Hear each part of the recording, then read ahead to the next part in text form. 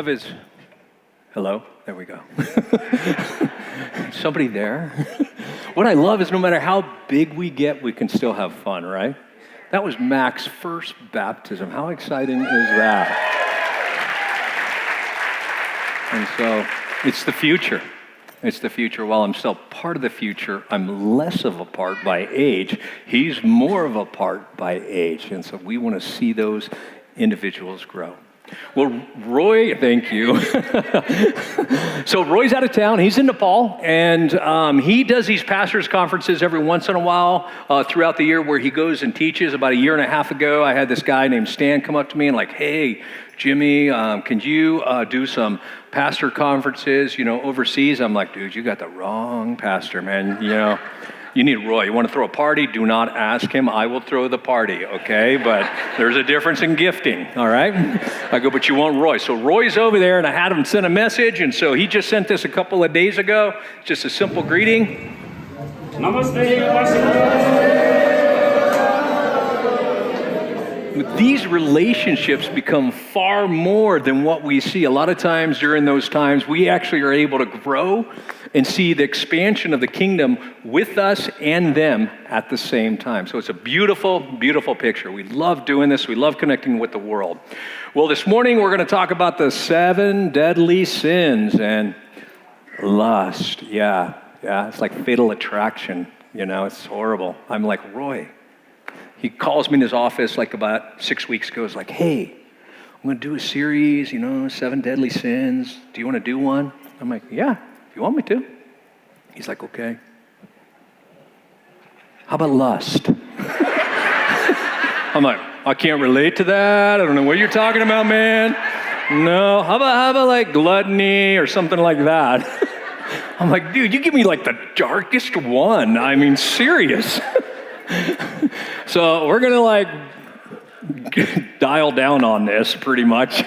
We all admit there are unhealthy websites, unhealthy books, unhealthy circumstances, and reels out there we all get caught up on maybe a time or two or something like that.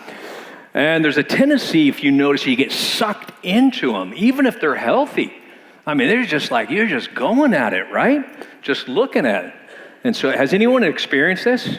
Okay, yeah. Okay, it's me then, okay? It's just me. All right.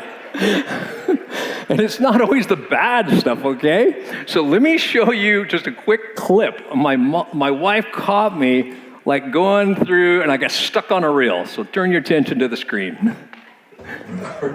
So Jimmy, I thought he was sick because I was in here blowing his nose. He doesn't blow his nose. And so I asked him if he's had any airborne, and he says, yeah, why? And I said, because you're getting sick. And he says, no, I'm not. And I said, yeah, you are. I just saw you blowing your nose.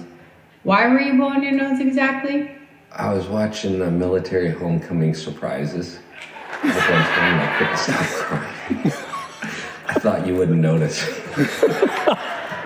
Well, that meant crying at Dateline, which is what I was watching while I charted. So Yeah, I was teared up behind the scenes. It's something more sentimental. I got stuck on it. I was watching it. I start crying, and I'm like trying to hide it. She's like, you're getting sick. I'm like, I'm not getting sick. And I didn't want to tell her. I had to tell her because she was going to feed me like airborne and stuff. I'm like, no. Okay, I was crying. So let's begin with a story this morning, that leans on more of the seductive kind of lustful choices of life. No matter what your background is, whether you're like a person of faith, not a faith, or exploring faith, I think there's something in here we can all relate to, see maybe where our choices have been good, our choices have been bad, or are we addicted to something? And so today we're going to look at the story of Joseph of Egypt. And if you're a Christian, or been here, or familiar with the Bible, you're used to that story, but it's actually be in conjunction with Potiphar's wife because of what took place there. Let me give you a little background before we get going about Joseph and jump into it. Joseph was one of 12 sons. He was the son of Jacob of the Old Testament. And it was openly his favorite son out of 12. I mean, he had no shame in hiding, this is the son I love. This is the one that's going to be awesome. This is where he showered the gifts and love to. Give him a multicolored coat, everything. So God gives Joseph, in the midst of this time when he was younger, a dream. that the whole family, all the brothers and the mom and dad are going to bow down to him. And then, of course, Joseph, being young, he hadn't learned the way of communicating and when to say something and when not to say something, okay? So he's probably sitting around the family dinner one night, chilling, and like, hey, guys, let me tell you about my dream, okay? Because he did it with a little, attitude. And so he tells his whole family that they're all going to bow down to him. I mean, that just does not go over well. They already don't like him, other than the dad. And so the brothers are fuming, okay? They are like literally ticked off. So they plot to kill him. Okay, they're like, we're done with you. They all kind of get the plot together. But when it came to time to kill him, they're like, okay, let's just sell him into slavery instead. And so standing to be auctioned, this once proud young man is now humbled and becomes the slave of a guy named Potiphar. And this is where our story begins. So let's take a look at Genesis 39, 1 through 7. Now Joseph was taken down to Egypt. Potiphar, an Egyptian who was one of Pharaoh's officials, the captain of the guard, bought him from the Ishmaelites who had taken him there. The Lord was with Joseph, so that he prospered. He lived in the house of the Egyptian master. When the master saw that the Lord was with him and that the Lord gave him success in everything he did, Joseph found favor in his eyes and became his attendant. Potiphar put him in charge of his household and trusted him to his care, everything he owned. From the time he put him in charge of his household and all that he owned, the Lord blessed the household of the Egyptian because of Joseph. The blessing of the Lord was upon everything Potiphar had, both in the house and in the field. So Potiphar left everything he had to Joseph's care with Joseph in charge. He did not concern himself with anything except the food he ate. Now Joseph was well-built and handsome. Isn't that nice, huh? Just says it right there. After a while, his master's wife took notice of Joseph and said, come to bed with me. Well, it's just straightforward right there, all right? So here we go. So here starts the story of a married woman taking notice of a slave that she desired, okay? She didn't say she loves him. She didn't even say she was going to leave her husband for him. She just wants him. Now remember, she is the woman of status. She's got a lot of importance on her because she is Potiphar's wife. And she's probably used to getting what she wants.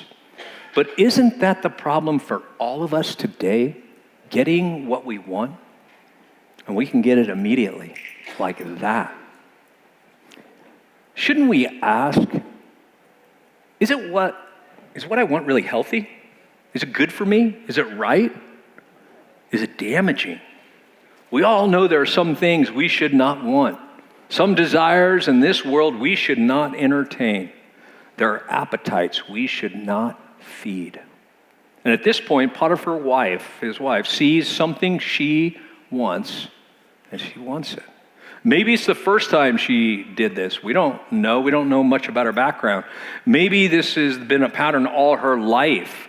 Either way, this is one of the few times in the Bible, very few, that it describes the physical features of a person. Joseph was well-built and handsome. Let's just say he was soft on the eyes. You know what I mean? It just said it. Usually it doesn't even describe it because it's making a point. It describes it. She must have been entertaining this for a long time. This is not natural. It just didn't come up like this. Why? Because the desire to have something that is not ours has to be fed well before the moment we try to cross that path. It has to be fed way before it. The steps toward it might seem even innocent or harmless, but in the end, its bite is like a rattlesnake. I think seeing him day after day, she begins to imagine in her mind and think of him so much that she becomes obsessed with who he is. So much that she begins to feed a desire for something that wasn't hers and she shouldn't have. You see, lust is often referred to, at least in the Bible, as a temptation of kind of a sensual desire for something that is not ours and we shouldn't have. And it's tempting because we want it. And it's just a click away, a book away. Maybe it's just a text away.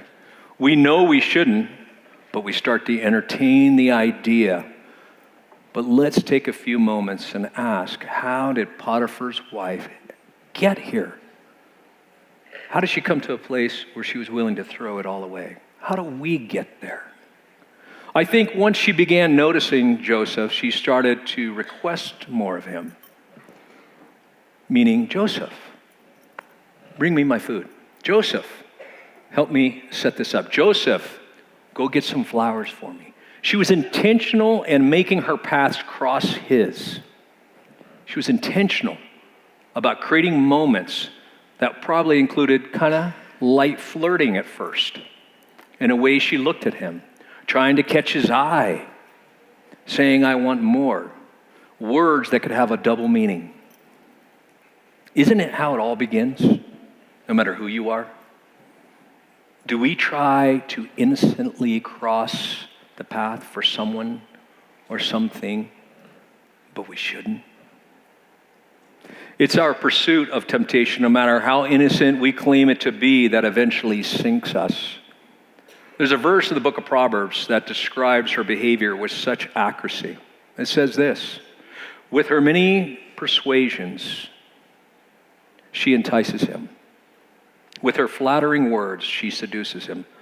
Suddenly, he follows her as an ox going to the slaughter. Let's close in a word of prayer, okay? That was pretty dark.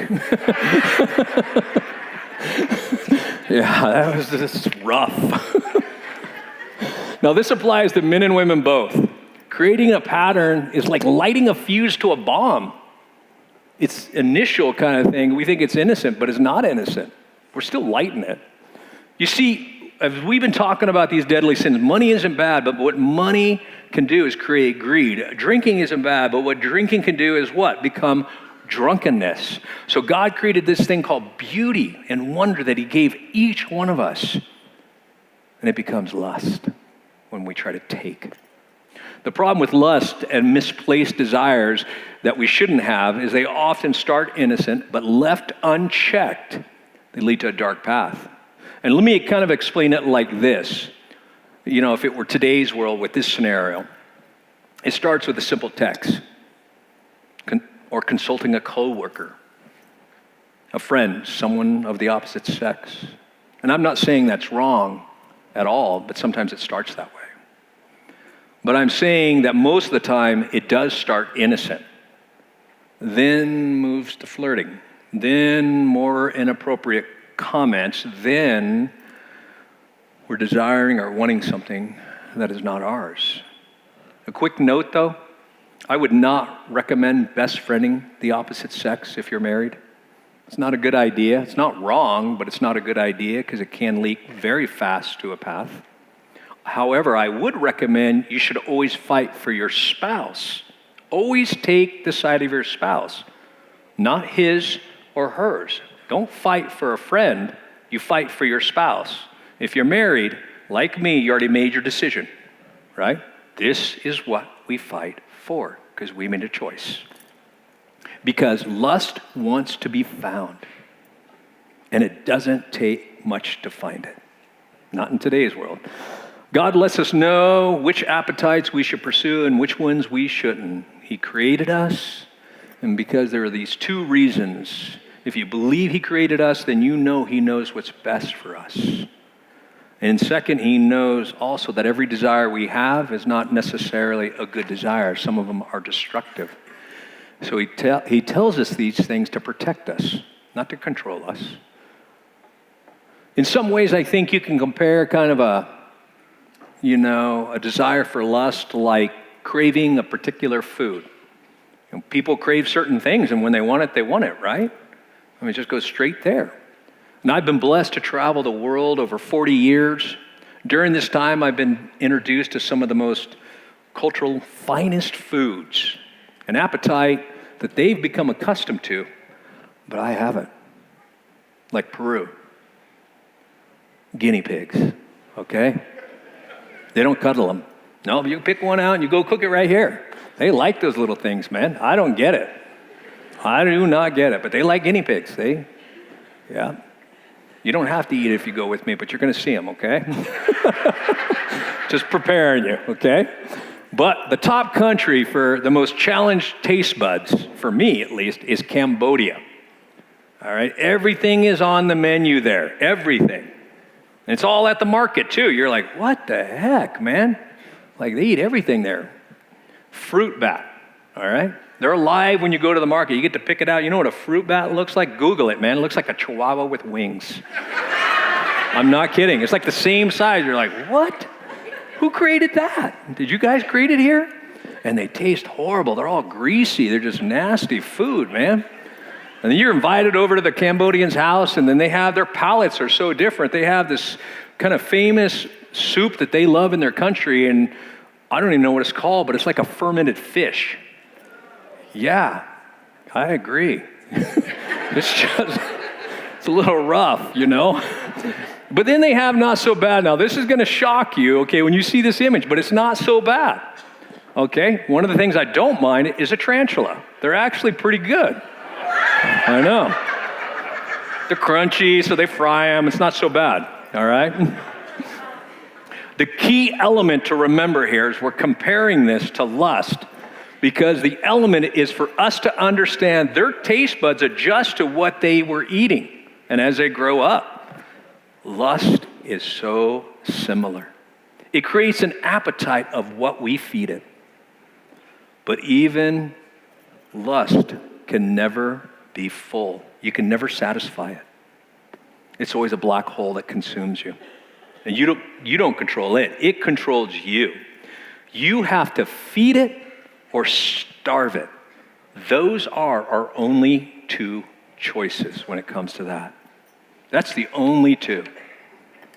But Joseph being tempted at this level over and over again, we have to ask, what did he do? How did he respond? So let's look at Genesis 39, 8 through 10. But he refused. With me in charge, he told her, my master does not concern himself with anything in the house. Everything he owns, he has entrusted to my care. No one is greater in the house than I am. My master has withheld nothing from me except you. And though she spoke to Joseph day after day, he refused to go to bed with her or even be with her because you're his wife. How then could I do such a wicked thing and sin against God? In the case of Potiphar's wife, it could have been an arranged marriage. We don't know. It doesn't specify. Someone maybe she never even loved. She could have been neglected or abused, or maybe he was always gone on campaigns, doing his own thing. He doesn't meet my needs. He only cares about himself. I feel alone. He never understands me. I want to be wanted. I deserve it. It's probably some of the things she was telling herself. One thing is clear. She had a void in her life that she was trying to fill. The gap in her relationship with her husband goes way beyond physical intimacy, though. We think it's about that. It goes way beyond that. And it speaks more about her disconnection with God, about our disconnection with God. An 18th century theologian recognized this and said, every time a man knocks on a brothel, he is really knocking for God. I don't judge her. I don't condone her actions. The difference between Potiphar's wife and a lot of other people is her brokenness is visible. She's visibly pursuing it. Unlike many of us, our pursuit for lust is done in secrecy, hidden for the world to see, hidden from the judgments. But how many of us have knocked on the door of a brothel online in secrecy? That's the tough one. So I was at Grounds for Coffee, one of my stops, just chilling, having a cup of coffee. You get to know the people who go there on top of going there, and just the workers. And so this guy was in college, it was a couple years ago, and just chatting with him, and and then he didn't believe in God, and he starts wanting to debate me. I'm like, okay, talk. Yeah, I like that stuff, you know? So he starts talking, and then all of a sudden he somehow came up, he goes, well, I don't believe lust is a sin. I'm like, okay. I go, I hear what you're saying, but I don't think you really believe that. He's like, well, what do you mean? I go, if you really didn't believe it was wrong, why don't you bring your computer here at the coffee store and look at it? He's like, what? Oh yeah, it got awkward real fast, huh? I go, yeah. I go, let me tell you one other thing, because you do it in secrecy. And so even by your own actions, you're saying there's something wrong with it, which is weird, right? And he's like, okay. And I go, here's one more thing. I go, the volume that you are looking at something, when you get married, your wife will never meet your expectations. You're already working on your divorce. Because that's what it does. It takes from us. It takes from us. She was relentless in her pursuit of him. You see, our soul longs for beauty and wonder. There's something in us that was created from the beginning of our connection that wants beauty and wonder. It's something we all long for. We see it in a sunset. We see it in beaches, mountains, sunrises, untouched meadows. We see it in each other. We see the beauty and wonder in each other. But there's something in us that's never satisfied with it, right? We always want more. Have you ever seen a breathtaking sunset or sunrise? And it was just the most amazing one you saw, and like, I don't need another one. No one does that. Because we always want the next one. Because we long for it. It's already inherent in us. It's already in us. And it's this wonder in us that's always wanting more. So here's what I think too. While beauty is the object, wonder is the pursuit of it. And I believe there's only one thing in this entire universe that could actually bring satisfaction to that. Because we're always looking, even when you get married. Nothing is satisfying in this world, but we want something to be satisfying. You know what it is? God. He's the only thing big enough that we're looking for to fill the void in our life that is the most beautiful for all eternity, the most wondrous, where we never, ever will get bored. The pursuit should be Him. It won't guarantee we're not going to sin anymore, but it'll get better. The pursuit should be Him. I read a quote a long time ago, but I never forgot it. It's a general statement that I believe is true in most cases. It says, girls give sex to get love, while guys give love to get sex. I heard that 40 years ago when I was like almost 20, not quite. I'm pretty old. I never forgot it. Some dude said that to me. I'm like, what? Unbelievable. And think about the implications it has in your life and society, if that's true. Generally speaking, guys, we're kind of visual. The danger zone for us is online often. Most guys struggle with lust. I don't know what the other ones do. I'm not sure. But there's a struggle there. And they want to see it. That's the way it is. Now, ladies, generally speaking, okay, they want to connect. And they are more about the fantasy of a relationship. Although it's skyrocketing in the area of pornography for ladies now. There are several ways lust appears in, I think, sometimes a lady's life too. Romance novels, right? Yeah, no one's going to admit to those probably. I'm talking about the steamy ones, okay? Not the Hallmark Channel. That's different, okay? These are not healthy. Like, I skim over that. Okay, yeah. Yeah, because ladies, they want the story to build, to lead to intimacy. That's how they're built. Guys just want to see it. That's how we're built. But both are extremely damaging because it distorts our relationship with each other. It distorts what we think we should have, how we see fulfillment, and no one can ever measure up to that. You never compare your relationship to someone else. Who you marry, that's it. You just be with that person. Comparing will destroy it, and it seeks fulfillment elsewhere.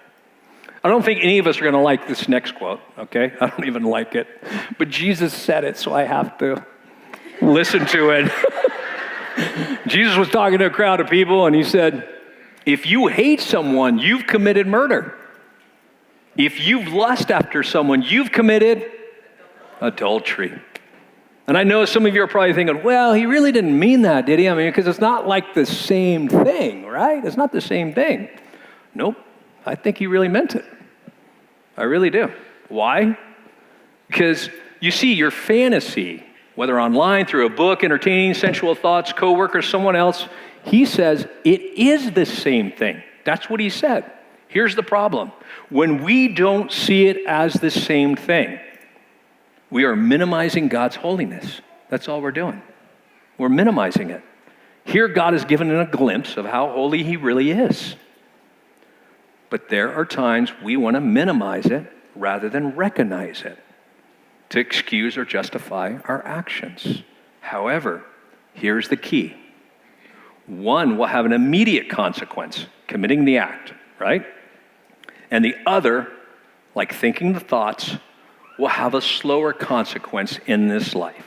One, the bomb goes off immediately, okay? Second one, you're lighting the fuse. It's just eventually it'll go off. Because God is telling us it is the same thing to him. The same thing. Now, what happens to Joseph at this point is he has another encounter with Potiphar's wife. And they're in the house alone, and she goes to grab him to seduce him. He runs out. She's got his coat now in her hand. And she screams to the other servants, and like, this man tried to rape me. He's taken advantage of me, everything. I cannot deal with this. She keeps the coat until Potiphar comes home, and then she tells him. After this altercation, Potiphar's wife keeps this cloak and shows it to her husband. She accuses Joseph of trying to seduce her, throwing him under the bus. Potiphar is enraged, throws Joseph into prison. However, this is what's very noticeable. Very noticeable. Potiphar didn't execute him. That's very unusual. Okay, that actually tells you something. Because in those times, a slave even attempts that, the person's gone. So throwing him into prison speaks volumes to actually his character, his wife's character. Whether he believes she actually seduced him or not, we don't know. But the passage clearly sounds like he also didn't trust his wife, right? But he may have believed Joseph, but he couldn't let it go because it is a servant, so he throws him to prison. And God uses him from there. I want to leave you with this. There's a Christian organization called Focus on the Family by James Dobson. He's a Christian psychologist, which is committed to helping families thrive. I went to a lecture by James Dobson when I was about 25 years old, a long time ago. I don't remember the topic. I don't remember why I was even there. I don't remember who I even went with. But I do remember something he said, and it stuck with me. He said, if you take a boy, 8 or 9 years old, and expose him to pornography, he'll be addicted for life. That's how powerful it is. Parents, protect your children. Maybe you didn't get it right. Protect your children so they can get it right. Maybe we're going to struggle. Maybe you're going to struggle.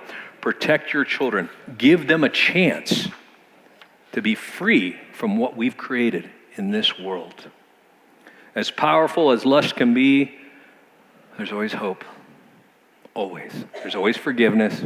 God's not surprised when I sin or something. Like, oh my gosh, there goes Jimmy again. Luckily, he knows me. He knows you. We're all together in this. No matter what it is, we're all together in this. There is forgiveness. But instead, he's there to say, I can help you. I can be with you. Pursue me. There's hope. So some quick one-liners. Start avoiding temptation and not running to it. Start by being honest with God, bearing your soul before him. Just be you with him. He already knows you. He already accepts you. He already loves you. Just be with him. Start by setting boundaries to protect yourself and your marriage or your relationship. Start by having someone you can be accountable to. You're not alone. We're not alone. We all have each other. We all need each other. Consider Celebrate Recovery here at Washington Heights on Tuesday nights, where we created a safe place for everyone to talk about their issues, all the issues, not one issue, all of them, because we all have them. Do we all have issues? Dude, there we go again. What's wrong with you guys, man? It's me again. It's just me. We all have issues. And so we all have each other. And we can be open and transparent with each other. No one's above anyone. We're all on the same playing field. That's how Jesus did it. How can we apply it this week? One simple big idea. What you feed grows. What you starve will die. It'll die. Start starving your sins, okay? Would you pray with me? Lord, thank you so much that we can all be here. Thank you for who you are. Thank you that you're a God who loves us so dearly, that you've made a way back to you, despite who we are at times. Thank you, your forgiveness is always just reaching out to us, no matter what we find ourselves in. Father, I pray that you'd strengthen everyone here. Allow us to grow together, be together, and just help people find you more and more. So be with everyone this week. We love you. In Jesus' name, amen.